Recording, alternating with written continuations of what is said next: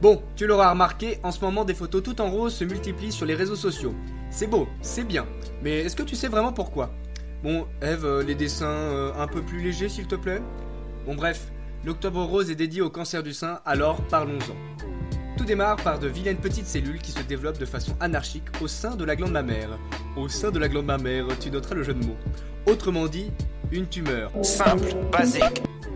En France, chez la femme, le cancer du sein est le champion dans sa catégorie. Il est en tête avec 55 000 nouveaux cas par an et un peu moins de 13 000 tués par an.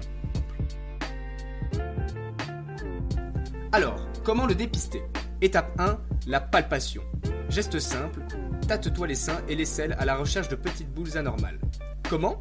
Lève le bras et examine-toi avec l'autre main à plat. Tout d'abord, de petits cercles autour du mamelon. Ensuite, de haut en bas, y compris au niveau de l'aisselle. Et enfin, du mamelon jusqu'à la périphérie. N'oublie pas de presser ton mamelon pour t'assurer qu'aucun liquide ne coule. Oh, c'est dégueulasse. Observe tout changement anormaux du sein, crevasses, fossettes, plis anormaux, formes, et ça tous les mois. Étape 2, la mammographie en double lecture. J'aimerais bien être médecin, radiologue, moi dis donc. Si quelque chose cloche, on passe à l'étape 3, la biopsie. Petit prélèvement pour analyser tes cellules. Maintenant qu'on a dépisté, on passe au traitement. Et là, on a un éventail de solutions. L'hormothérapie.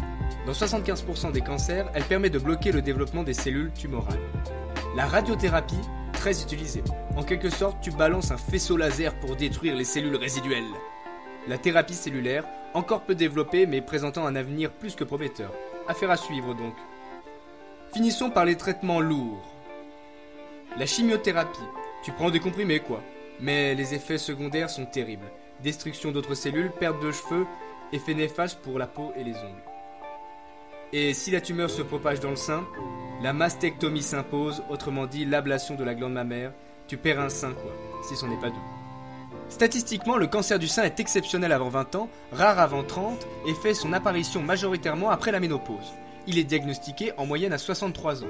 C'est pourquoi l'assurance maladie a lancé une campagne de dépistage pour toutes les femmes de 50 à 74 ans via une mammographie remboursée tous les 2 ans. C'est pas beau ça? Certaines nous diront, pourquoi vous venez m'embêter avec cette vidéo si c'est pas avant 50 piges? Wow, déjà tu te calmes, ok, tranquille. Eh bien parce qu'une femme sur 8 sera atteinte de ce cancer et la prévention commence le plus tôt possible. Déjà, diminuer les facteurs de risque tels que la sédentarité, une alimentation trop grasse, l'excès d'alcool et le surpoids. Un quotidien sain pour une vie saine. Palpe-toi tous les mois les seins à la recherche d'anomalies et n'hésite pas à consulter pour tout changement au niveau de ta poitrine. Et si tu es déjà atteinte de ce cancer ou que tu as simplement des antécédents familiaux, nous t'invitons à être encore plus vigilante car le risque d'apparition ou de récidive est encore plus fort. Si tu veux soutenir cette cause, pense à faire un don à une association car tous les euros récoltés permettront d'améliorer les dépistages pour mieux diagnostiquer ce foutu cancer et développer des traitements moins contraignants. Aucun sein ne pourra protéger ta poitrine, il ne tient qu'à vous d'en prendre soin et en parler autour de vous. Merci à Guillaume Barachin pour le texte, à Eve Auger pour les dessins, et pour la voix, c'est moi quoi. Bon. Allez, on se voit en novembre pour Movember. Salut!